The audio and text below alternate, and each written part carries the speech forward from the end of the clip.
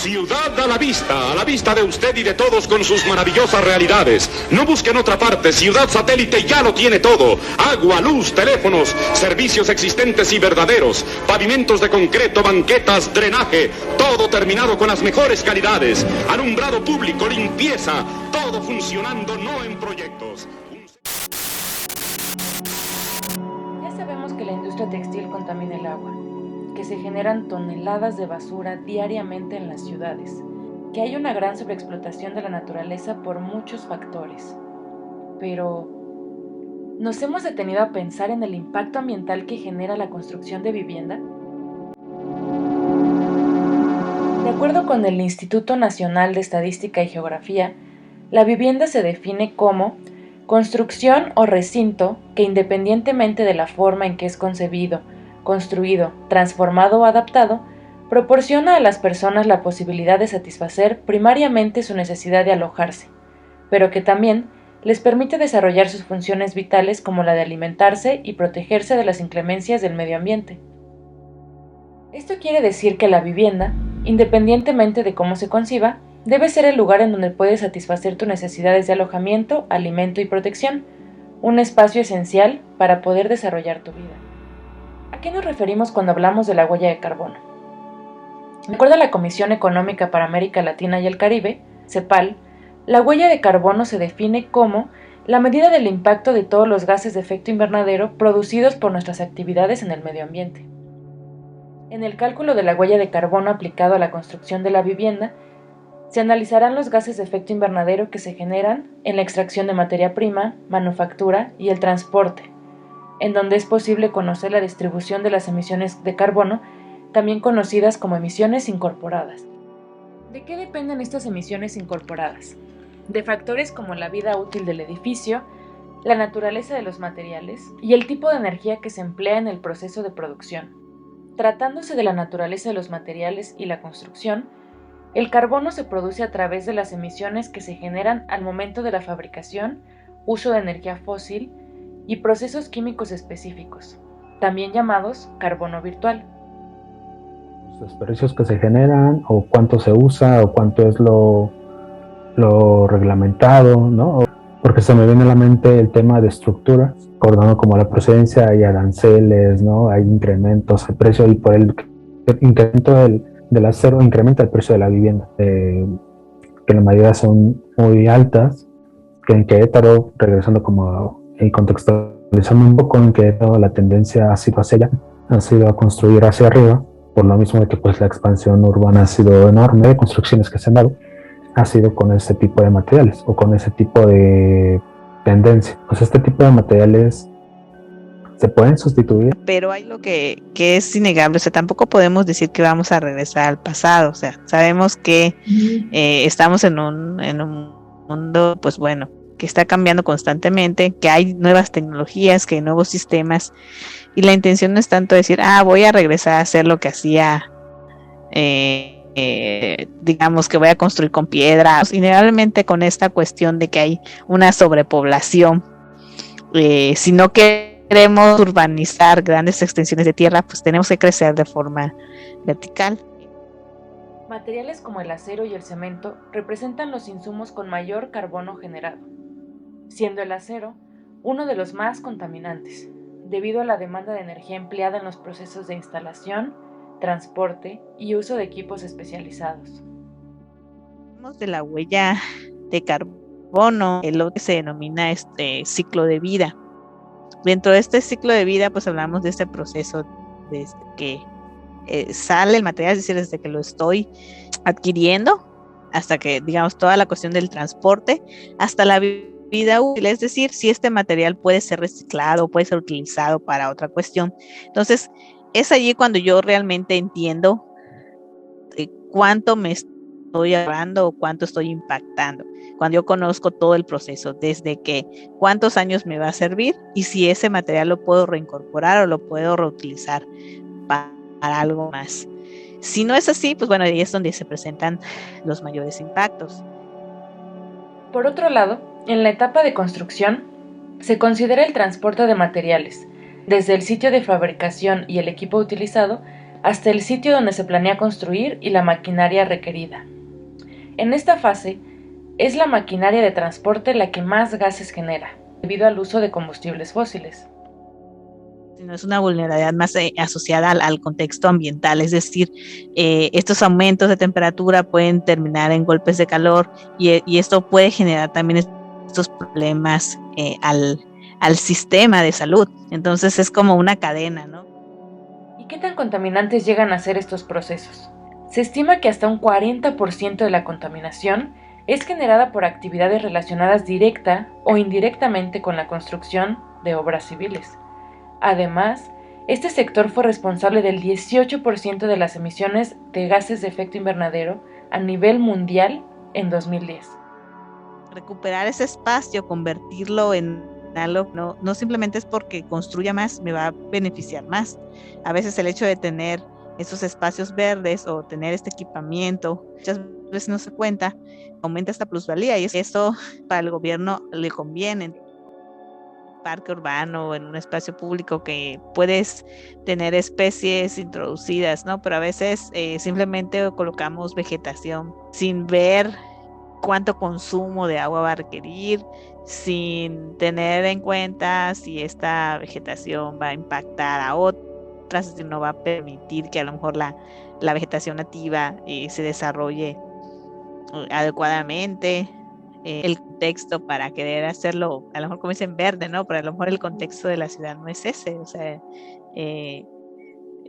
pero sí podemos cambiar en los materiales con los que se construye, que eso sí es algo que está impactando directamente a esta huella.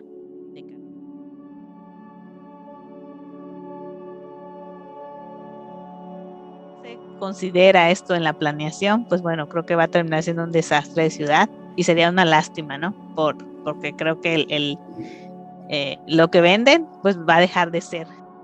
De acuerdo con la Encuesta Nacional de Vivienda 2020, en México, del total de viviendas construidas en el país, solo el 15% cuentan con una construcción de más de los 150 metros cuadrados, en contraste con el 41.3% que varía entre los 56 a 100 metros cuadrados, mientras que el 28.1% tienen una dimensión de hasta 55 metros cuadrados. Esta última es la medida que más se utiliza para la construcción de vivienda social, lo cual puede representar un problema, ya que familias enteras habitan en un espacio de 55 metros cuadrados.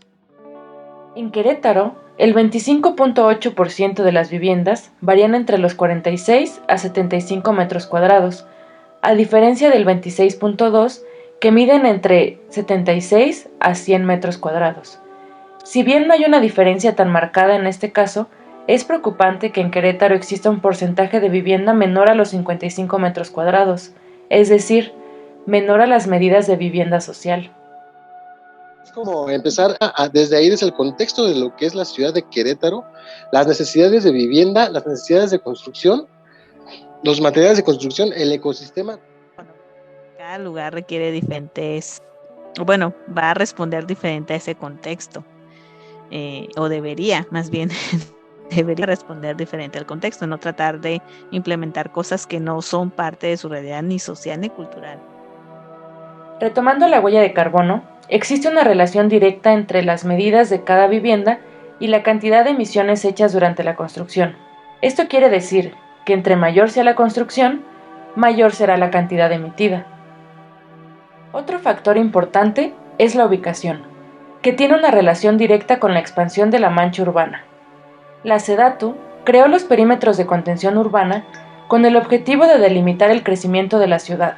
Sin embargo, estos no han tenido los resultados esperados, ya que el 50% de las viviendas construidas en el 2020 se encuentran fuera de estos perímetros, consolidándose así un modelo de crecimiento horizontal. No exista la normativa en Querétaro que me limite. Estas zonas van a ser de alta densidad, con tantos niveles. Ahí es donde entra algo bueno, en construcción hablamos del CUS y el COS. ¿Cuánta área está permitida construir y en cuánta área tengo que mantener esta zona permeable? Pero yo creo que y eso tendríamos que cambiar también este reglamento. Es decir, no solo decir, dejo un espacio en el que no voy a construir, sino dejo un espacio en el que tenga áreas verdes, en el que tenga tal vez cuerpo de agua, o sea, mejore las condiciones del entorno, pero también donde yo pueda aprovechar la iluminación natural, la ventilación natural, porque eso se traduce en cuestiones de energía y también impacto. O sea, este impacto no únicamente lo podemos ver de, ok, ¿cuánta superficie ocupé? Sino, además de esa superficie, entra esta parte de energía. ¿Cuánta energía requiero para mantener funcionando ese edificio? Esto implica que a mayor expansión urbana, el transporte de materiales y su demanda será mayor. Por consecuencia, mayores serán las emisiones. ¿Qué se ha hecho al respecto para reglamentar este problema? En México no tenemos nada como norma en cuanto a cuestiones de una edificación para analizar este ciclo de vida. Lo único que existe y que fue un intento por hacer una normativa es la de la NOM 020, es la única, es una norma que todavía está en proceso, que te dice cuánto, te da un edificio de referencia de cuánto es lo ideal que debería consumir.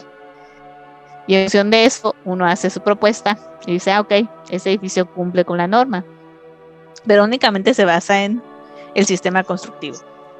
Hasta ahí. Se han planteado algunas alternativas, tales como la arquitectura bioclimática. Desde esta perspectiva, se toma como punto de partida la ciudad hasta el interior de la vivienda, y se proponen diseños constructivos que sean más amables con el medio ambiente, abarcando aspectos sociales, económicos, ambientales, funcionales y accesibles.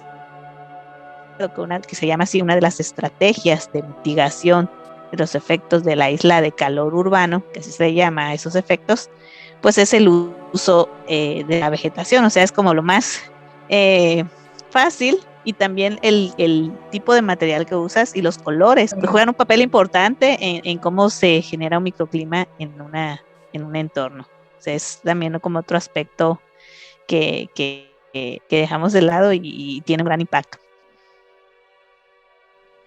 Estos principios nos permiten identificar alternativas y oportunidades de eficiencia energética, optimización de recursos y uso de energías renovables, lo cual se refleja en un diseño que toma en cuenta el ciclo de vida de los materiales, la ubicación del terreno, la orientación, el análisis solar, los vientos dominantes, la vegetación nativa y el uso de los colores claros, obteniendo como resultado una radiación y protección solar más adecuados al terreno específico.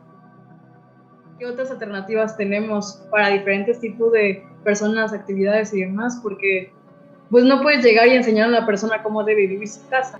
O sea, el mercado tiene una demanda demasiado extensa en cuestiones de materiales, pues ya como es el acero, como es pues los fabriquen, las tuberías, el cobre, etcétera, etcétera, con que para encontrar un proveedor que te ayude materiales amigables con el medio ambiente, pues es muy difícil, y la rentabilidad de eso, pues no, o sea, va a hacer que las casas tengan un valor súper elevado, ¿no?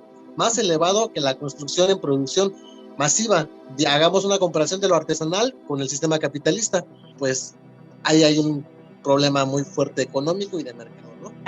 A veces puede haber muchas ideas o muchos sistemas o prototipos interesantes que pueden sustituir lo que ya existe, pero mientras sigamos luchando contra esta globalización, estos precios, va a ser complicado implementarlos. Hablamos de estas cuestiones de viviendas con ecotecnias. Nuevamente regresamos a un punto que es la parte cultural. ¿Quién lo va a usar? O sea, el principio funciona concretamente, pero más bien es pensar, bueno, ¿cómo puedo trasladar ese principio, pero trasladarlo a la vida cotidiana?